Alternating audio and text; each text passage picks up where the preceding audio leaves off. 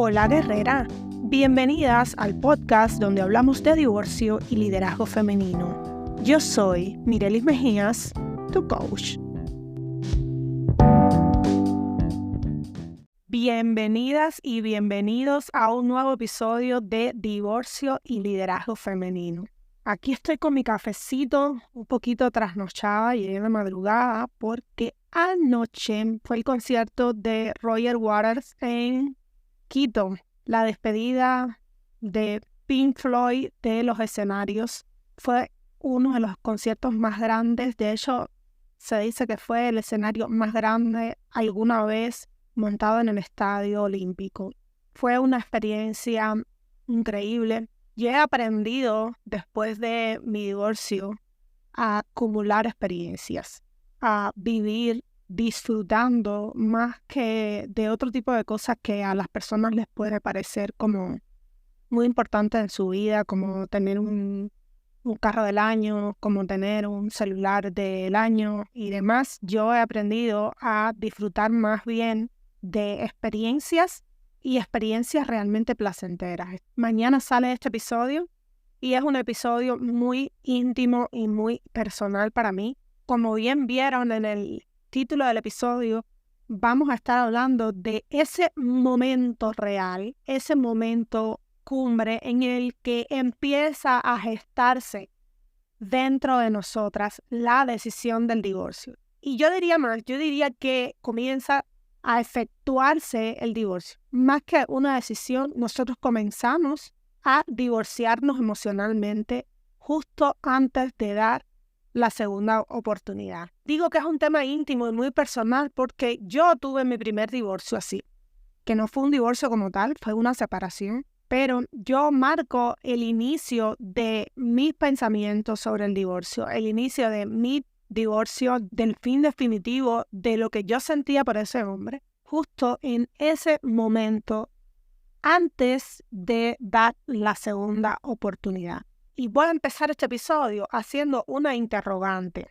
¿Cuántas veces decir no ha sido una victoria? Y es que creemos que el éxito del matrimonio es decir siempre sí, que estar dispuestas para el otro es a todo decir que sí. Y esto tiene también un antecedente primitivo que nos marca a nosotras las mujeres esa función, ese rol de esposa buena o de esposa efectiva ante el hecho de las veces que debemos decir sí o estar dispuestas. Y este origen o el origen de este condicionamiento social y de estas expectativas de género que están muy arraigadas en la historia provienen de múltiples influencias culturales, también religiosas, también económicas y sociales, que a lo largo de los siglos han sido establecidas de esa manera. En términos generales, se puede identificar algunos de estos puntos en la evolución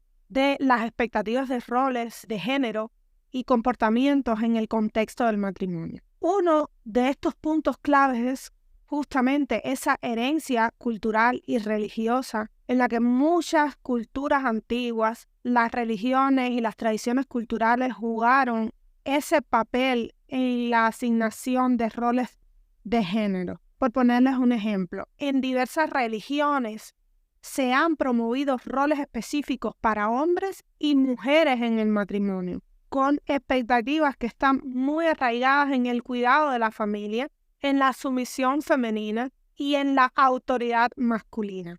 Y esto, aunque usted me diga, bueno, yo no practico ninguna religión, yo no voy a la iglesia, yo no estoy dentro de ningún clero religioso, a lo que me refiero es que se ha ido transmitiendo de generación en generación y quizás usted no practica ninguna religión, pero culturalmente usted ha adquirido estos roles gracias a que sus antepasados, desde el punto de vista religioso, establecieron estos roles de la mujer. Luego podemos hablar de que hay estructuras patriarcales y parece increíble, pero ayer yo leía un libro de Isabel Allende y ella comentaba que al día de hoy, estamos hablando del siglo XXI, en muchos países Por ejemplo, latinoamericanos como Ecuador, recientemente hace solo 2 semanas en Ecuador se aprobó un salario igualitario para mujeres y para hombres. Hace solo 2 semanas y hoy estamos a 10 de diciembre, hoy es el cumpleaños de mi hermano, le mando muchas felicidades, esto lo va a estar escuchando mañana.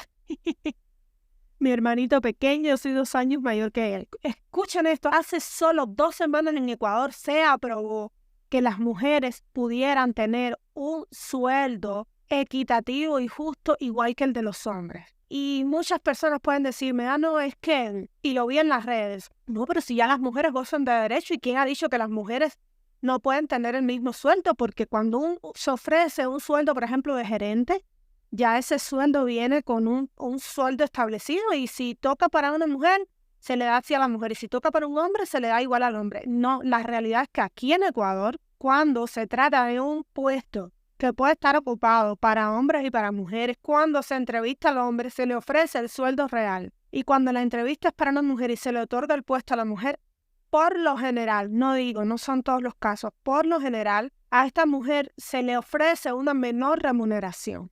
Entonces, estamos y hemos estado todo el tiempo en desventaja.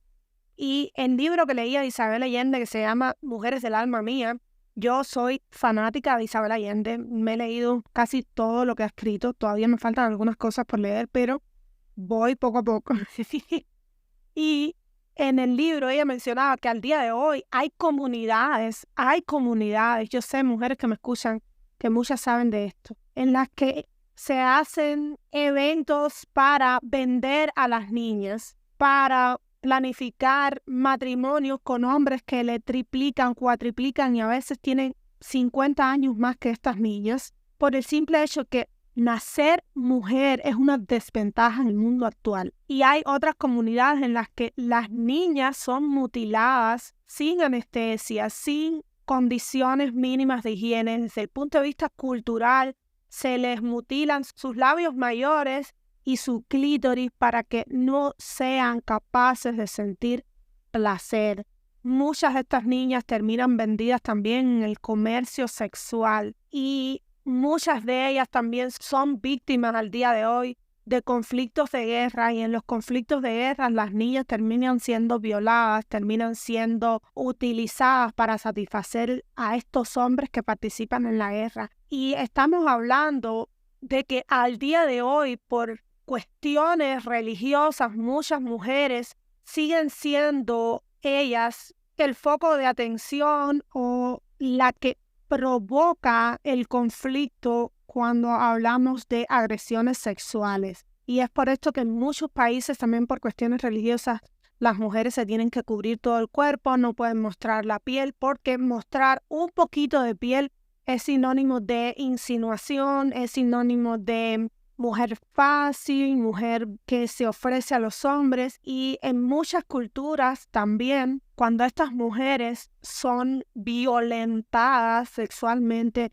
después a ellas se las considera impuras, se las considera despreciadas y son fusiladas, son asesinadas porque la población, porque su grupo las rechaza. Entonces estamos hablando de que hay una herencia cultural y religiosa, que menos en Occidente y más en Oriente, que todavía hay cosas que no hemos logrado, sobre todo en Latinoamérica, pero que son un idilio para muchas mujeres que ni siquiera pueden tener derecho a estudiar, a la escolarización, a conocimientos básicos de defensa.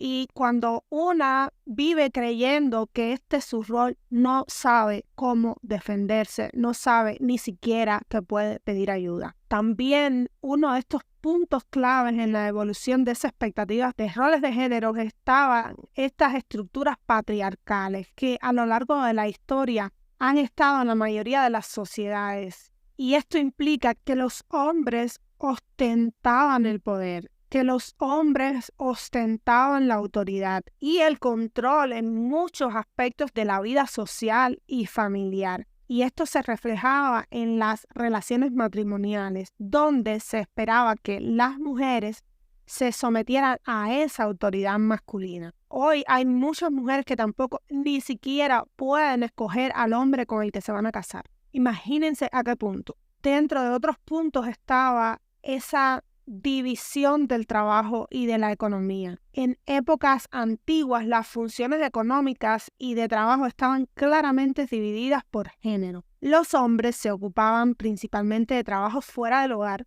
mientras que a las mujeres se nos asignaba el cuidado del hogar y la crianza de los hijos. Esta división influyó en la percepción de los roles de género en el matrimonio. Luego estaban esa educación y esos valores que fueron transmitidos de generación en generación, que sucedía desde temprana edad. A las niñas se les enseñaba a ser buenas esposas, a ser buenas madres, a ser sumisas y a cumplir con estas expectativas sociales y culturales de la femineidad. Y esto se transmitía a través de la educación, a través de los valores familiares y las normas sociales. Y con esto no quiero decir que se haya transmitido de manera intencional para restarle derecho o valor a las mujeres. Y voy a poner un ejemplo simple. Y lo veía hasta hace muy poco, pero cuando yo era niña recuerdo que en mi caso no tanto, porque, bueno, la herencia de mi madre y de mi padre fue muy distinta. Mi padre vivió toda su vida con su mamá y su mamá era una mujer que hacía cuestiones masculinas dentro de la casa y eran 7 hermanos y hermanas y los roles estaban perfectamente divididos, pero sí estaba como algo marcado el hecho de que las niñas eran las que tenían que lavar la ropa de sus hermanos, las niñas eran las que tenían que plancharle a sus hermanos y sus hermanos a su vez eran los que tenían que hacer las tareas fuertes de la casa. Pero en el caso de mi mamá, que creció con una mujer con una energía masculina súper fuerte, no fue así. Pues bien, en mi caso, cuando yo crecí, mi hermano tenía las mismas funciones que tenía yo como niño. Tenía que tender su cama, tenía que doblar su ropa, tenía que cuidar sus zapatos. Es cierto que el género masculino como que a veces es más torpe para ciertas cosas, pero en mi casa crecimos viendo a mi papá fregar platos, a mi papá limpiar el patio, a mi papá limpiar el piso, a mi papá ayudando a mi mamá a lavar y fue completamente distinto. Es justamente esto lo que me hizo a mí rebelarme de alguna manera en contra de ese autoritarismo que estaba teniendo yo dentro de mi matrimonio. Pues bien, yo veía mucho desde niña que a las niñas de mi entorno se les inculcaba que tenían que cuidar ciertas cosas de sus hermanos, que eran las responsables de prepararle el agua a sus hermanos, que eran las responsables de lavarle las ropas a sus hermanos, que eran las responsables de tenerle listas las cosas a sus hermanos. Y de esta manera se estaba preparando al hombre para tener una esclava en su casa y a la mujer para ser la esclava de su marido. Gracias a los movimientos sociales y cambios culturales que hemos tenido, sobre todo en los últimos tiempos, y sé que falta mucho por hacer, han surgido estos cambios culturales que desafían estas normas tradicionales de género. El feminismo y otros movimientos han abogado por la igualdad de género, cuestionando y desafiando roles y expectativas tradicionales en las relaciones matrimoniales. Perdonen si escuchan a mis hijos gritar allá afuera, ya les pedí que hablaran un poquito bajito, pero así es esto. Estos factores han sido parte de un legado histórico que ha influido en la forma en que las mujeres hemos sido condicionadas para comportarnos y para pensar en el contexto del matrimonio. Aunque hemos tenido estos avances significativos en la igualdad de género, muchos de estos patrones están tan arraigados en la historia que continúan impactando las dinámicas matrimoniales en la actualidad. Hoy las mujeres son soldados, hoy las mujeres pueden ser pilotos de aviones, gerentes, científicas y doctoras. ¿Por qué deberíamos decir que sí a todo dentro del matrimonio? Más cuando estamos incómodas, cuando estamos lastimadas, cuando estamos tristes. Y la persona responsable de todo esto está pidiendo una segunda oportunidad. Y esta es la parte en la que les voy a contar mi historia. Aunque ya he hablado anteriormente de esto, quiero ahondar y explicarles por qué yo sentí, luego de tomar mi decisión definitiva del divorcio, que mi divorcio había comenzado en ese momento. Y es que cuando yo llegué al Ecuador en el 2015 con mi hijito de 4 años, apenas llevaba un mes en este país y mi esposo me plantea la separación. Los argumentos eran que ya no nos conocíamos, cosa que era cierto, que ya no nos llevábamos bien. Imagínense, después de 3 años separados, yo me había convertido en una mujer que su único rol, su única función durante 3 años fue cuidar a su hijo y trabajar. Y mucho tiempo me dediqué a mí misma, mucho tiempo dediqué a las cosas que me gustaban y prácticamente no estaba conectada con la vida en pareja, con la vida matrimonial. Entonces yo inmediatamente entendí, pero sí le pedí que nos diéramos mejor un tiempo, que empezáramos a trabajar este tipo de cosas que yo sabía que estaban sucediendo y que eran muy ciertas, como él me la planteaba, pero que no eran solo mi responsabilidad. Porque si yo había estado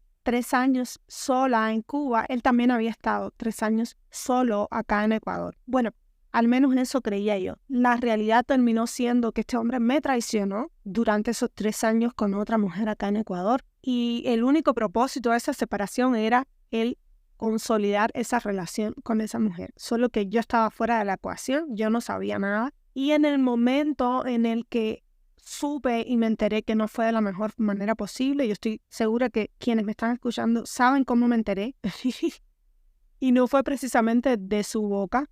Fue muy doloroso para mí, fue muy doloroso. Yo estaba sola, yo no tenía familia, yo no tenía un trabajo fijo. Yo vendía por las calles perfumes y tenía bajo mi responsabilidad el sustento de mi hogar porque él también se había quedado sin trabajo y quien estaba ingresando dinero era yo. Pero justo en ese tiempo que él me solicitó terminar conmigo, había cobrado una muy buena liquidación y de alguna manera no sentía o sentía que ese era el momento en decidir el final de la relación. Yo estaba sumamente vulnerable con unas ansias acumuladas por 3 años de tener una vida familiar como la había idealizado, con mi hijito, con mi esposo, una vida nueva en otro país, con nuevos sueños, con nuevas metas.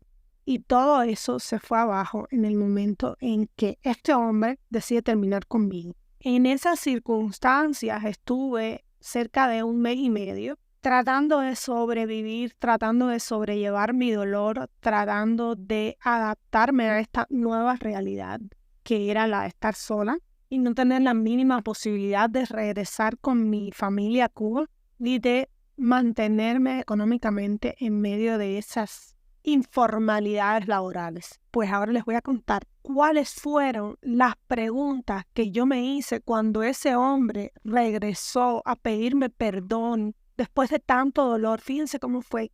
Y no voy a hablar de los detalles porque hubo mucho dolor y sí fui víctima de amenazas por parte de él, de no te vayas a meter en mi vida, no te vayas a meter con esa mujer y cosas así que por supuesto yo no hice. Quería conocer a esa mujer que iba a estar cerca de mi hijo, o por lo menos saber quién era. Yo estuve tratando durante ese mes y medio de reconstruir mi vida, de asimilar esa nueva realidad que se me estaba presentando y que comenzaba incluso a visualizar como una oportunidad de volver a empezar mi vida, de hacer las cosas diferentes y hacerlas como yo quería. Y en medio de este proceso en el que yo me estoy recuperando, en el que ya me empiezo a sentir bien, y esto yo creo que le ha pasado a muchas mujeres, que justo ese momento en el que ya nos vemos más bonitas, ya nos vemos y nos sentimos más seguras, ya comenzamos a conocer gente. Yo recuerdo que en ese tiempo que estaba yendo a la iglesia, un chico se empieza a interesar por mí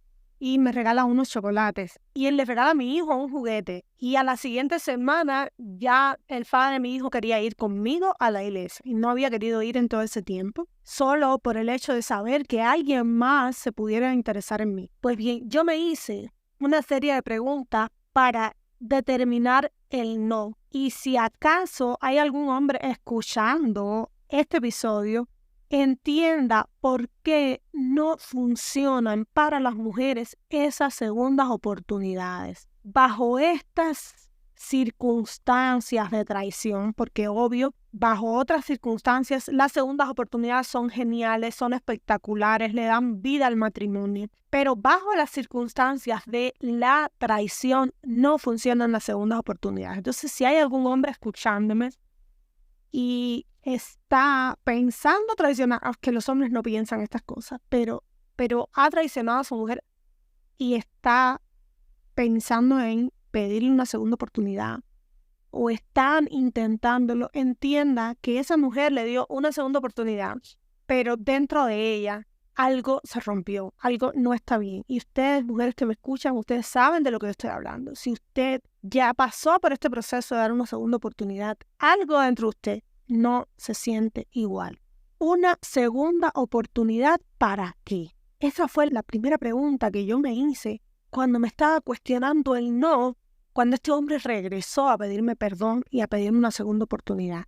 Empezar de nuevo va a cambiar el hecho de que fuimos traicionadas. O sea, volver a retomar esta relación va a eliminar, va a botar, va a suprimir ese sentimiento de traición que tenemos dentro, lo va a quitar. Otra pregunta que yo me hice, y yo creo que es la primera que se hacen muchas, pero obvio, yo me estaba cuestionando si empezar de nuevo iba a quitar esa sensación, porque mi traición fue tan traumática, yo siento que fue tan difícil que asumir y entender, asimilar que un hombre que me había estado hablando por 3 años de su mejor amiga, de yo te amo, que me escribiera te amo, te amo, te amo, que me dijera, que fuera a mi casa, a mi país 2 veces durante ese tiempo, a que regresara, me mirara a los ojos y me dijera yo te amo y que en el fondo tuviera otra relación del otro lado del océano. Cuando yo empecé a atar todo eso, yo decía, yo podré confiar en un hombre que me miró a la cara y me dijo yo te amo, tú eres la única mujer, y que en el fondo estaba teniendo una relación extramatrimonial. Yo podía confiar en ese hombre. Y yo sé que usted se está haciendo esa pregunta. En muchos casos ha ocurrido con hombres que duermen a su lado todos los días, semana tras semana, ese hombre duerme a su lado, le dice que la ama y ese hombre está traicionándola de una u otra manera, ya sea con otra mujer o ya sea con temas económicos o temas financieros o temas de decisiones o planes que esté tomando sin consultarle a usted. Y esta interrogante de ¿podré confiar en él de nuevo? Yo sé que es una interrogante que, más que buscar una respuesta, intenta encontrar un argumento para convencernos de que nuestra certeza puede no ser correcta, porque nosotras tenemos la certeza de que no podemos confiar nuevamente con ese hombre.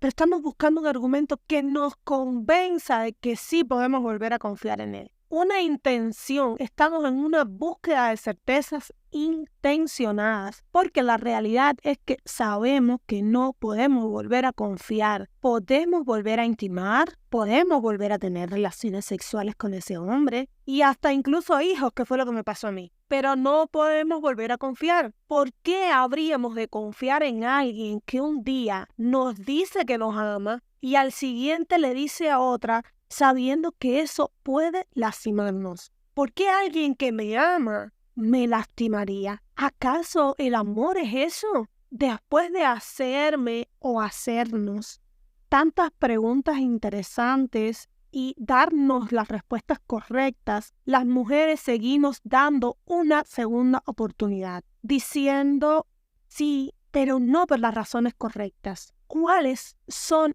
esas razones que nos llevan a dar una segunda oportunidad en el matrimonio? Cuando otorgamos esta segunda oportunidad después de una traición, especialmente en el contexto de la relación de pareja, puede surgir este conflicto interno que nos confunde, nos llena la cabeza de estos guiones de telenovela que digo yo. Las mujeres, al aferrarnos a esta situación, podemos experimentar una serie de emociones y pensamientos que contribuyen a lo que podría entenderse como un divorcio emocional. Ya tengo un episodio en el que hablo del divorcio emocional, pero podemos empezar a sentir esta desconfianza persistente. Y es que a pesar de querer dar una segunda oportunidad, la desconfianza persiste y persiste. Se pueden experimentar dudas constantes sobre la honestidad y la sinceridad de la pareja. Y esto lleva y nos conduce a una barrera emocional y a una sensación de inseguridad constante. Es como lanzarnos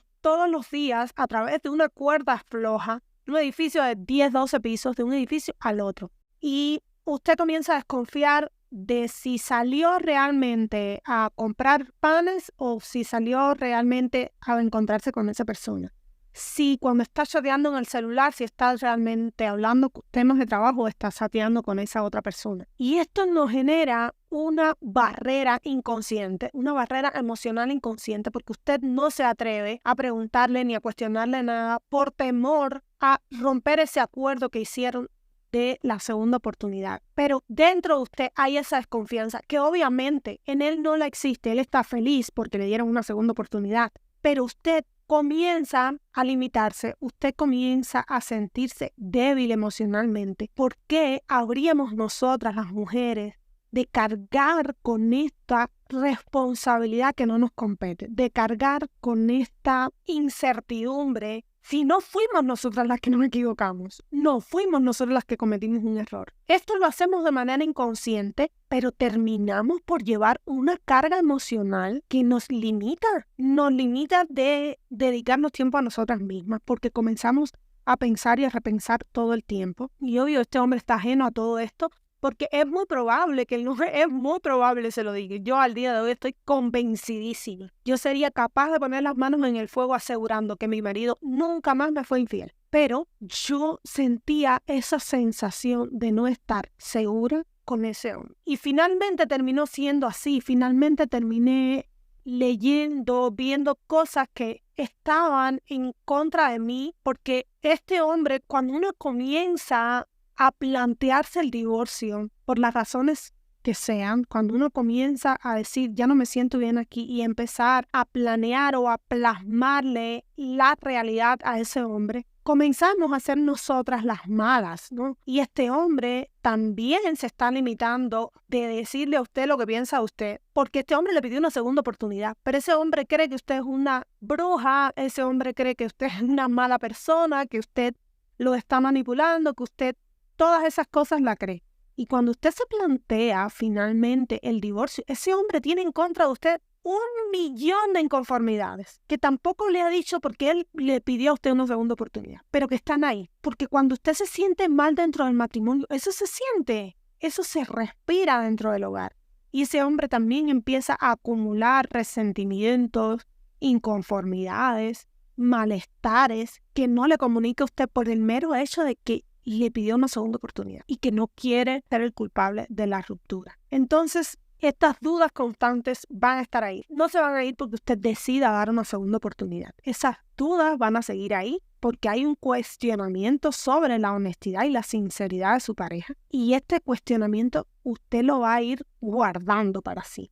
Y esto le va a llevar a usted a sentir una especie de duelo por la relación anterior, porque aunque usted siga con la misma persona, ya no es igual. Y usted va a otorgar una segunda oportunidad que puede desencadenar un proceso de duelo hacia esa relación anterior. Y esto involucra sentimientos de pérdida, sentimientos de nostalgia por lo que la relación una vez fue, y fue esa relación de confianza, intimidad y de vínculo fuerte. Te empieza a anhelar esa antigua relación aun cuando siga con la misma persona. Y esa sensación de haber perdido la confianza y de haber perdido la intimidad que se tenía antes de la traición. Y entonces después de esto, usted va a empezar a cuestionarse a usted como persona. Y esto tiene mucho que ver con la culpa. También tengo un episodio para hablar de esto, porque las mujeres comenzamos en este momento a cuestionar nuestra propia valía y nuestra autoestima.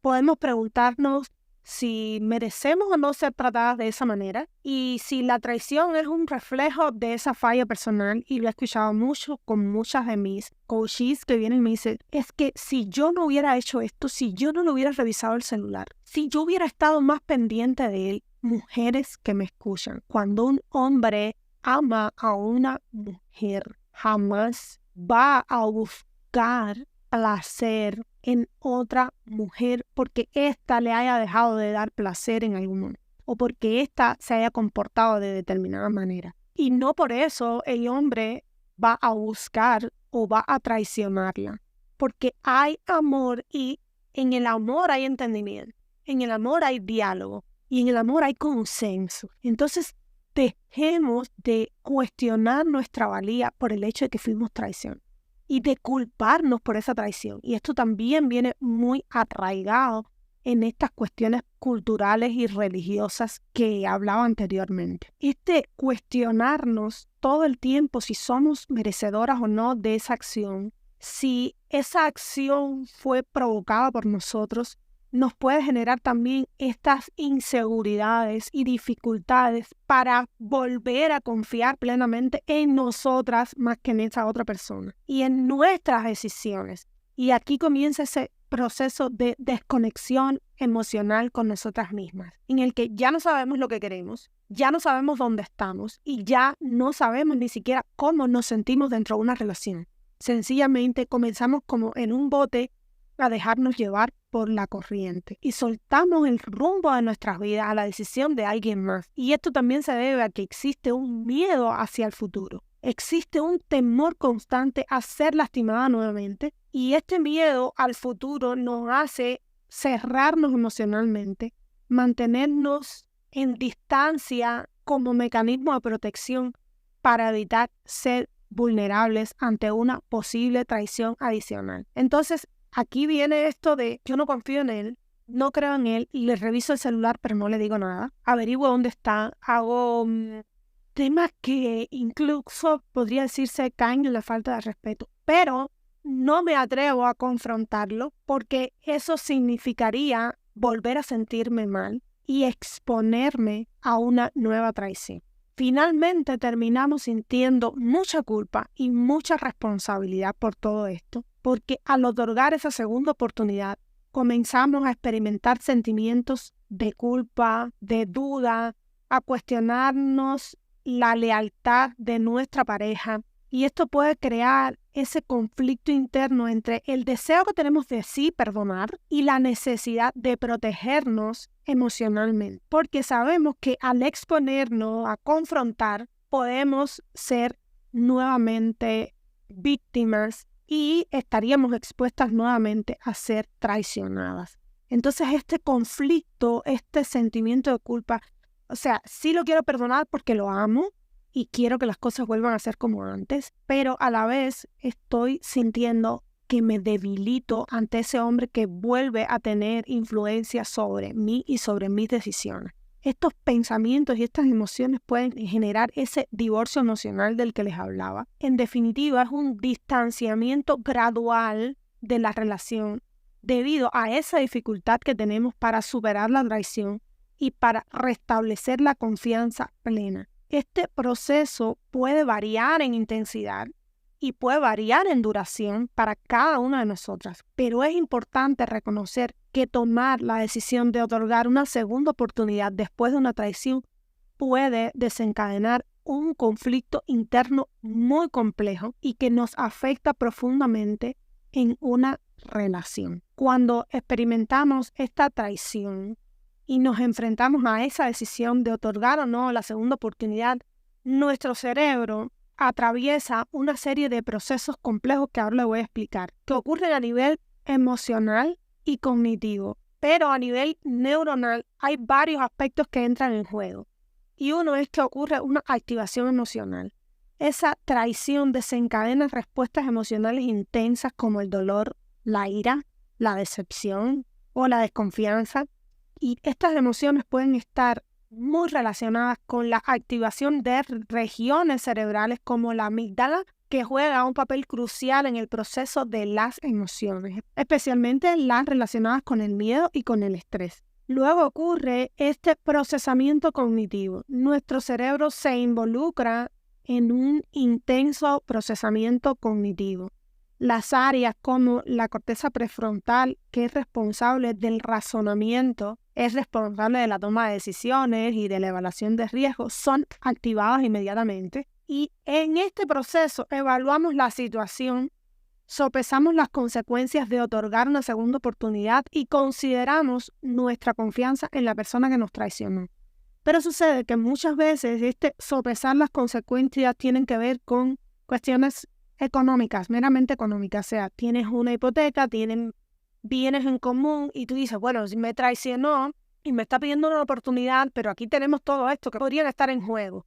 Incluso planes a futuro relacionados con su superación personal, incluso con la de sus hijos. Y en este sentido, mi objetivo no es juzgarla a usted por si toma la decisión de dar una segunda oportunidad bajo estas circunstancias, porque no fue mi caso.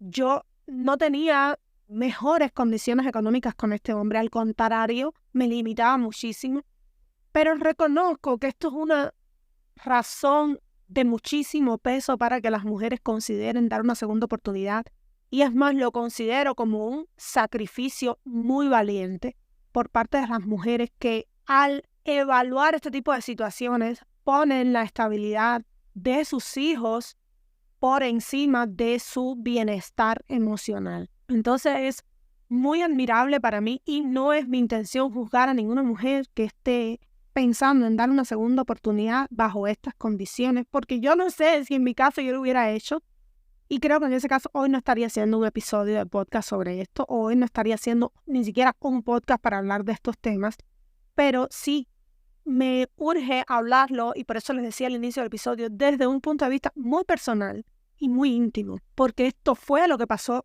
en mi caso. También se activa este sistema de recompensa y apego.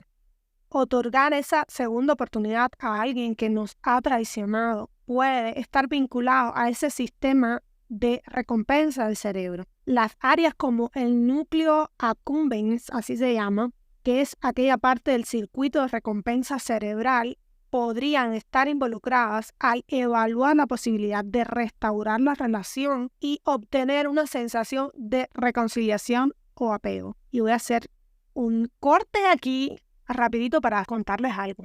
Cuando mi ex esposo regresó a pedirme esta segunda oportunidad, yo tenía primero una creencia bien arraigada de que lo correcto por la familia era perdonarlo, que a nosotras las mujeres nos correspondía perdonar. También tengo un episodio para hablar del verdadero perdón y por qué no es tan así. Pero yo tenía una creencia muy arraigada al respecto de que mi rol, mi trabajo en ese momento era perdonarlo a costa de todo. Pero en el fondo había algo mucho más fuerte y hoy lo confieso. Y es esa sensación, lo confieso, pero yo sé que todas las mujeres hemos pasado por eso. Pero nos cuesta mucho trabajo admitirlo. Pero yo lo voy a admitir en este episodio y es esa sensación que tenemos las mujeres de ganar. Nosotros las mujeres no estamos familiarizadas con la pérdida. Y aun cuando tengamos un hombre que nos maltrata, que nos lastima, que nos traiciona, que nos hace 20,000 cosas malas, nos negamos a vernos como perdedoras. Y esa sensación de que yo gané, tú no vas a estar con este hombre es mío, es el padre de mi hijo, y aquí quien gana soy yo, no tú. Esa sensación fue mi primer, o diría yo, mi principal motivación para aceptar a este hombre de regreso. Y eso tiene mucho que ver con el ego, tiene que ver mucho con el hecho de que no nos vemos como perdedoras y creemos y sentimos que dejar a ese hombre, así sea lo peor, dejar que otra mujer se lo quede sería como ser nosotras perdedoras y no estamos dispuestas a eso. Es más, yo creo que no estamos diseñadas para eso. Y fíjense que en la Biblia, Sara le dice a Abraham que esté con su criada. Ella le sugiere al marido que busque a su criada para tener un hijo. Y aún así, Sara se siente celosa de esta mujer que buscó a ella, que se la puso a ella su marido delante. Ella se siente celosa y rechaza el haber perdido. No estamos diseñadas, genéticamente no estamos diseñadas para perder en estos casos de traición. Y esa es la principal motivación para que muchas mujeres den una segunda oportunidad y luego empiecen a experimentar todos estos conflictos de los que yo hablé anteriormente. Y esto tiene mucho que ver con ese sistema de recompensa y apego, porque nos encanta obtener esa sensación de reconciliación, esa sensación de que arreglamos las cosas, de que conseguimos ganar esta batalla. Luego hay niveles de oxitocina y cortisol en nuestro cerebro. Se han estudiado las hormonas que están relacionadas con el estrés y el apego en contextos de traición y en contextos de perdón. La oxitocina, a menudo asociada con los lazos emocionales y con la confianza, puede influir en la disposición que tenemos de otorgar una segunda oportunidad. Y el cortisol, que es la hormona del estrés, también puede estar implicada en cómo percibimos la situación y la respuesta emocional asociada. Y esto tiene mucho que ver con esto de cuestiones económicas, de perder esa seguridad que este hombre nos garantizaba si diéramos una segunda oportunidad. En resumen, otorgar esa segunda oportunidad después de una traición implica también una interacción compleja entre las emociones, entre el razonamiento, la toma de decisiones y los sistemas de recompensa y apego que hay en el cerebro. La evaluación de estos riesgos, la gestión emocional y la capacidad de confiar nuevamente en la persona que nos ha traicionado son procesos que involucran diversas regiones cerebrales y circuitos neuronales. Considerar esta segunda oportunidad después de una traición es un proceso sumamente complejo que también requiere de una cuidadosa reflexión y de una autoevaluación.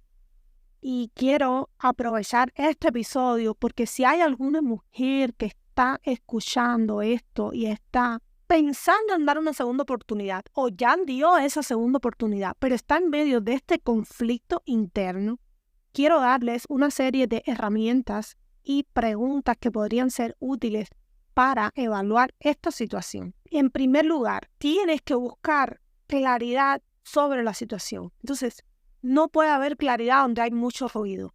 Y voy a explicar mejor esto. En ese momento, si están involucradas parte de tu familia, y ahí está la mamá, la abuelita y la tía diciendo, ay, mijita, tienes que perdonarlo, ay, mijita, no sé qué. Apaga ese ruido, porque para ver claridad tú necesitas estar en silencio y necesitas hacer este proceso sola. Y entonces en este momento te haces una sola pregunta. ¿Entiendo completamente lo que sucedió? O podías hacerte esta otra pregunta. ¿He tenido la oportunidad de hablar abierta y honestamente sobre la traición y sus implicaciones? Esto lo puedes ir anotando, lo puedes ir haciendo en un cuaderno. Luego tienes que evaluar la sinceridad de ese arrepentimiento del hombre. Esto es si usted lo que quiere es realmente evitarse todo este conflicto interno o usted está dudando de si la decisión tomada es o no correcta. Entonces, si ya usted tiene claridad sobre la situación, usted tiene claridad sobre lo que pasó y las implicaciones de lo que sucedió, para evaluar esa sinceridad del arrepentimiento, usted se hace esta otra pregunta. Siento que este hombre está verdaderamente arrepentido y comprende el impacto de sus acciones, porque a mí me pasó que este hombre inmediatamente después de yo otorgarle el perdón, sí cambió su comportamiento y se veía profundamente arrepentido. Yo reconozco al día de hoy que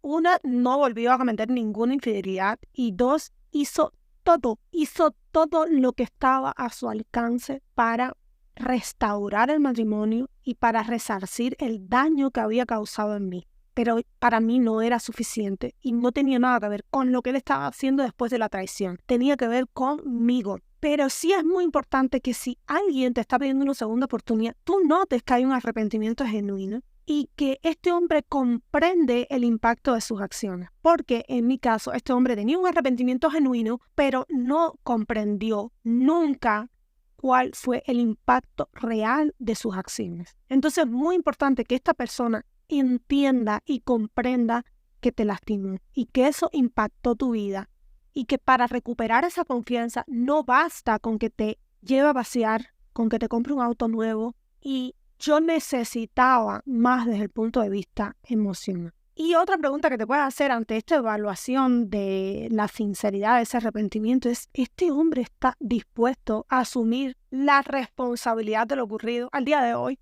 el padre de mis hijos nunca asumió la responsabilidad por lo que hizo. Jamás asumió la responsabilidad. Pidió perdón, tenía un arrepentimiento genuino, pero nunca comprendió el impacto que eso había tenido en mí, ni nunca asumió la responsabilidad de lo que ocurrió. Más bien, la culpable fue ella.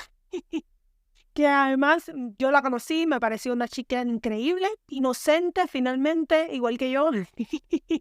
En ese momento muy joven como para darse cuenta de lo que estaba haciendo, pero prácticamente este hombre la culpó a ella de lo que había ocurrido y no se hizo responsable de sus errores. Luego tienes que reflexionar sobre tu relación.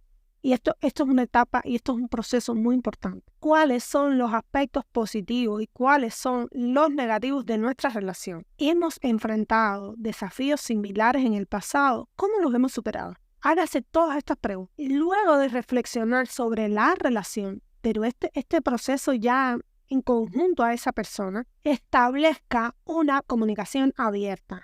¿Hemos podido hablar abierta y honestamente sobre cómo nos sentimos, sobre nuestras preocupaciones y nuestras expectativas para el futuro? Si la respuesta es no, comience a tomar acciones para que esto cambie. Porque si usted no logra en esta segunda oportunidad una comunicación abierta, yo le garantizo mínimo 3 años de éxito en esta segunda oportunidad. No más, porque algo se quebró y lo que se quiebra hay que restaurarlo, pero no se puede restaurar con parches de otro color. Hay que ir haciendo correcciones profundas, no solo tapar el agujero, hay que ir haciendo correcciones profundas en aquello que se quebró. Y para lograr esto, usted tiene que establecer límites y expectativas claras. Para esto, las siguientes preguntas. ¿He definido claramente mis límites y mis expectativas para una relación saludable? Porque no puede pretender volver a tener la relación que tuvo antes. Eso ya no va a ocurrir nunca más. Eso ya... Ese muerto cayó al río. Así digo yo. Eso no va a volver a ocurrir. Usted necesita como que, para empezar de nuevo, empezar a plantear estos límites y estas expectativas para esa relación saludable. Y los límites no pueden ser, yo te reviso el celular todos los días y toma tú el mío para generar esa confianza que queremos. No, no, no. Eso no es límite y eso no son expectativas claras, ni expectativas saludables. No va ante el hecho de tener más confianza, hablar claramente, comunicar de manera efectiva a mi pareja lo que quiero y qué es lo que necesito para confiar en él. Cómo puede comunicar efectivamente eso a su pareja y cómo puede confiar en que estos límites serán respetados. Luego de este proceso de establecimiento de límites y expectativas, usted tiene que hacer una autoevaluación. ¿Estoy dispuesta y capaz de perdonar? ¿Qué necesito para reconstruir la confianza y sanar emocionalmente? Y esto finalmente es un proceso de autoconocimiento y de autoevaluación, pero que usted necesita saber qué necesita. Para muchas mujeres es darse un viaje en un crucero. Para otras mujeres es hacer terapia. Quizás lo más recomendable es hacer terapia de pareja entre los dos. Y yo he visto miles de resultados positivos en este sentido, que parejas después de la terapia se fortalecen grandemente y su relación termina siendo mucho más exitosa que la relación anterior. Luego de ese tiempo y espacio, necesita tiempo para reflexionar y para sanar por su cuenta antes de tomar la decisión. Más allá del hecho de que usted se hizo todas estas preguntas, tomó todas estas herramientas, así y todo, aunque la respuesta le indique a usted que debe dar esa segunda oportunidad, tome ese tiempo para decirlo, así usted esté clara, porque en ese tiempo pueden pasar muchas cosas. En ese tiempo usted podría evaluar también el comportamiento de este hombre que está esperando por esta segunda oportunidad. Y en mi caso, yo había tomado la decisión de no perdonarlo y pasado un mes descubro que estoy embarazada y tuve que volverme a repensar todo esto y como que me vi entre la espada y la pared o criar a 2 niños sola en un país extraño o intentarlo. Entonces prácticamente como que me vi obligada a intentarlo nuevamente. No vi en ese momento, sí, obviamente tenía más opciones, pero no las vi en ese momento. Pero yo en ese proceso de dame tiempo, decidí no dárselo, pero ya estaba embarazada. Entonces, estamos dispuestas a dar ese tiempo, a darnos ese espacio, también a él, para reconstruirnos. Y por último, siempre les digo, busquen apoyo. A veces nos cuesta mucho trabajo apoyarnos en familiares y amigos y a veces yo digo, este tipo de cuestiones con familiares y amigos no siempre resulta en mejora para nosotras, en sentirnos mejor. No siempre resulta así porque muchas de estas ayudas vienen cargadas de todas estas creencias limitantes que hemos ido recibiendo de generación en generación. Pero la ayuda de un profesional siempre es muy beneficiosa y nos ayuda a tomar decisiones informadas y decisiones sobre todo equilibradas. Recuerda que la decisión de otorgar una segunda oportunidad después de una traición es profundamente personal y no hay respuestas universales. Yo no vine aquí a darte esas respuestas. Vine a contarte mi experiencia. Cada persona y cada relación son únicas y lo que puede funcionar para alguien puede no ser apropiado para otro. Es crucial escuchar tus propios sentimientos, tus necesidades, así como considerar la viabilidad de reconstruir la confianza y la relación en el futuro. ¿Qué preguntas podrían ser útiles para abordar cada uno de estos pasos en el proceso de aceptación y de recuperación después del divorcio? Bien, para reconocer y procesar tus emociones, anótate aquí estas preguntitas que te puedes estar haciendo en tu journal. ¿Qué emociones estoy experimentando actualmente? ¿Qué desencadena estas emociones? ¿Y cómo puedo permitirme sentir estas emociones sin juzgarme a mí misma? Esta pregunta es sumamente valiosa, porque en este proceso de dar esa segunda oportunidad, ya lo decía anteriormente, estamos todo el tiempo juzgando nuestra calidad humana y nuestro rol en la relación, porque decimos, y váyanse al episodio que hablo sobre el perdón, porque nos decimos, no somos buenas personas si no le damos una segunda oportunidad. No soy una buena madre si no permito que este hombre regrese a la vida de mis hijos. Y este proceso de juzgamiento injustificado nos mutila en esta cuestión de buscar apoyo. ¿Quiénes son las personas en mi vida en las que confío para obtener apoyo emocional? Y esta pregunta también es muy importante. Va más allá de aquellas personas que quieren ayudarme. Porque tu mamá te quiere ayudar, es posible que tu tía te quiera ayudar, que tu prima te quiera ayudar, pero esas personas son en las que yo confío para obtener apoyo emocional. ¿Cómo puedo comunicar mis necesidades a esta persona para recibir el apoyo que necesito? Y va más allá del hecho de ¿qué debo hacer? La pregunta ¿qué debo hacer? Nadie te la va a poder, ni siquiera un buen psicólogo te va a poder decir qué es lo que debes hacer. Pero comunicar tus necesidades es hablar desde la vulnerabilidad. ¿Cómo me siento? Y yo siempre recomiendo la ayuda de un profesional. ¿Cómo me siento? Un coach o un terapeuta. ¿Cuáles son mis necesidades? Y en base a esto vas a obtener las respuestas que necesitas. Y otra pregunta es, ¿sería útil buscar el apoyo de un terapeuta o un consejero profesional durante este proceso? Y yo te digo que hagas estas preguntas, pero esta pregunta sí te la puedo resolver. Es mucho más útil la ayuda de un profesional que a veces la ayuda de la tía o de la prima o de la amiga. Pues bien, después de esto, usted cambie la narrativa. Es necesario que cambies tu narrativa para que comiences a cuestionarte tus creencias como esposa, tus creencias como mujer, tus creencias como madre, como hija, como compañera, etcétera, etcétera, etcétera. ¿Qué creencias sobre mí misma y mi divorcio están contribuyendo a que crezcan estos sentimientos de culpa o estos sentimientos de fracaso? ¿Cómo puedo cambiar estas creencias negativas por pensamientos más compasivos y más realistas sobre mí misma? ¿Y qué logros y fortalezas puedo identificar en mi vida a pesar de la situación actual? Porque es muy posible que en este momento, en este proceso de autoflagelación emocional que tenemos, que nos sentimos culpables, que nos estamos juzgando todo el tiempo, pasemos por alto aquellos logros y aquellas fortalezas que sí podemos identificar de nuestra vida a pesar de la situación en la que estamos. Porque empezamos a sentirnos malas esposas, empezamos a sentirnos malas madres y nos damos una segunda oportunidad. Pero caramba, hemos sido buenas en esto y hemos sido buenas en lo otro. Entonces empecemos a visualizar también esto para que minimicemos el efecto de ese juicio que viene sobre nosotros. Y por último, terminas aceptando esa realidad. Para la aceptación de esta realidad, te preguntas, ¿qué aspectos de mi vida después del divorcio están dentro de mi control y cuáles están fuera de mi control? Porque hay cosas que no puedes controlar. O sea, tú quieres tener confianza en este hombre, pero este hombre es un ser independiente. Tú quieres perdonar, pero este hombre es un ser independiente y no vas a estar todo el tiempo con él, ni puedes ponerle un GPS a este hombre. Hay mujeres que lo han hecho. pero no es lo ideal. Entonces, ¿cómo puedo enfocarme en lo que puedo cambiar yo de mí, no de él, y lo que puedo aceptar de él y lo que no puedo cambiar de él? ¿Cómo puedo enfocarme en esto? Y por último, ¿qué estrategias puedo utilizar para adaptarme a esta nueva realidad y seguir adelante?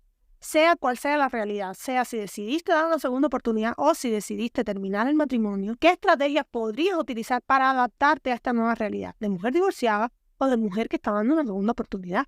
El cuidado personal siempre es importante. Empieza a hacerte preguntas relacionadas con tu cuidado personal. ¿Qué actividades o prácticas me ayudan a sentirme mejor conmigo mismo? ¿Cómo puedo priorizar mi bienestar físico, mental y emocional durante este proceso? ¿Cuáles son mis límites personales y cómo puedo asegurarme de respetarlos? Esto termina siendo el principio para esa reconstrucción de tu identidad. Porque sí, ya sea si diste una segunda oportunidad o si no, tienes que reconstruir tu identidad. Porque las cosas se quebraron y las cosas hay que reconstruirlas. Entonces, la pregunta sería, ¿qué aspectos de mi vida quiero explorar o redescubrir después del divorcio o después de la segunda oportunidad? ¿Cuáles son mis metas y sueños individuales para el futuro? Comienza a hacerte preguntas relacionadas con tus metas, más allá de las metas familiares o de las metas matrimoniales, con tus metas para el futuro. El otro día me escribía una mujer en mis redes y me decía, es muy fácil esto que planteas, pero es muy difícil para una mujer de 50 años que se divorció y que toda una vida fue ama de casa. Y yo lo entiendo tanto, es más, la admiro tanto, porque a los 50 años divorciarte y empezar a hacer una vida de cero, donde es muy difícil a los 50 años conseguirte un empleo, es muy difícil empezar a estudiar de nuevo, porque lo que te queda de vida laboral son, si acaso, 10 años. Y es muy difícil y admirable, y yo lo reconozco. Y hubo un momento que dije, no tengo una respuesta para darle. Pero aún así, a la edad que sea, es muy importante que nos preguntemos cuáles son esas metas. Más allá de decir, no, es muy imposible que las podamos cumplir, pero sí identificarlas. Y a la edad que sea, yo estudié un máster el año pasado, me gradué recientemente en julio. Yo tenía compañeras que ya estaban jubiladas y empezaron a estudiar un máster en coaching porque querían seguir haciendo cosas. Entonces no hay una edad, yo sé que desde el punto de vista económico no todas pueden hacer eso, pero no hay una edad establecida para replantearnos nuestras metas y luchar por ellas. Entonces, ¿cuáles son esas metas y esos sueños individuales que tengo para el futuro? ¿Y cómo puedo incorporar nuevas actividades o nuevos intereses en mi vida para fortalecer esa identidad personal? Terminamos haciendo un proceso de aprendizaje y crecimiento cuando hacemos este tipo de preguntas. Pero para eso también hay otras herramientas y preguntas. ¿Qué lecciones he aprendido de esta experiencia? Porque siempre, yo digo, si Thomas Edison se hubiese rendido a la primera, hoy estaríamos todavía alumbrándonos con velas y mecheros. Entonces, algo se debe aprender de todas las experiencias, ya sean negativas o positivas. Pero se aprende más de las negativas que de las positivas. Entonces, ¿qué lecciones he aprendido yo de esta experiencia? Al día de hoy, yo tengo un montón de experiencias acumuladas con respecto a mi primer divorcio, que fue ese, que luego, que no ocurrió, pero comenzó dentro de mí a gestarse el divorcio, y experiencias de mi segundo divorcio. Yo, después de que pasen unos cambios en el 2024 que vienen asociados a todo esto que yo he ido arrastrando con mi divorcio, yo puedo dar una clase magistral, una charla TED sobre el divorcio. Entonces, ¿cómo puedo utilizar esta situación como una oportunidad para crecer y para desarrollarme como persona? Mi divorcio fue la oportunidad que tuve yo para hablar con ustedes y contarles todas estas cosas. Mi divorcio fue la inspiración para crear este podcast. Mi divorcio fue la inspiración para entender y fijarme en todas esas mujeres que toda la vida pasaron inadvertidas en mí. Todas esas mujeres que habían enfrentado un divorcio. Y recientemente compré un libro sobre eso, los divorcios de la historia. Uno de esos es el divorcio de Lady Di. Y voy a empezar a leer este libro cuando termine el de Isabel Allende. Ya les voy a ir comentando cosas por acá y muchas cosas que puedo aprender de ahí. Pero mi divorcio fue la clave para yo desarrollarme como persona. Entonces, siempre hay algo que usted puede tomar, siempre hay algo que usted puede aprovechar y pueda convertirlo en una oportunidad. Y eso es liderazgo femenino. Y la otra pregunta que se puede hacer es, ¿qué cambios puedo implementar en mi vida para evitar situaciones similares en el futuro? Esto es un poquito como, puede parecer un poquito como psicótico de control y demás, pero sí hay muchas acciones y situaciones que usted puede controlar una vez que aprende estas lecciones y puede implementar esos cambios en su vida. Voy a hacer un episodio para hablar cómo yo aproveché esos cambios en mi vida. Y por último, el que usted sea capaz de establecer esos límites y perdonar de manera genuina. Para ese perdón, tómese su tiempo. No hay un tiempo establecido, pero sí tiene que establecer límites. Y para eso las preguntas que se va a hacer son las siguientes. ¿Qué límites necesito establecer con mi expareja para mantener mi bienestar en el caso de que decida el divorcio? ¿Y cómo puedo perdonarme a mí misma por cualquier culpa que sienta en relación con el divorcio? Y por último, ¿qué pasos puedo tomar para liberarme de cualquier resentimiento o dolor residual y seguir adelante? Estas preguntas te pueden servir como guía para reflexionar, para explorar tus emociones y tus pensamientos y avanzar en el proceso de recuperación después del divorcio.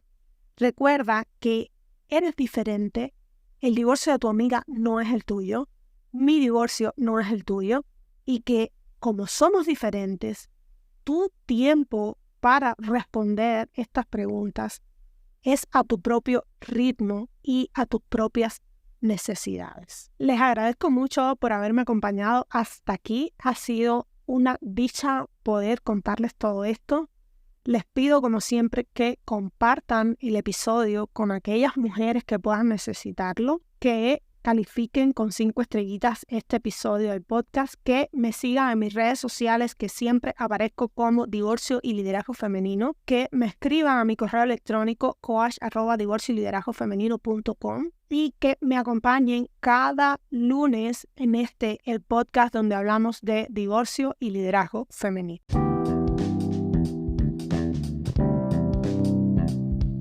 Hasta aquí el episodio de hoy. Gracias por haberme acompañado y espero tenerles la próxima semana. Hasta entonces, abur abur.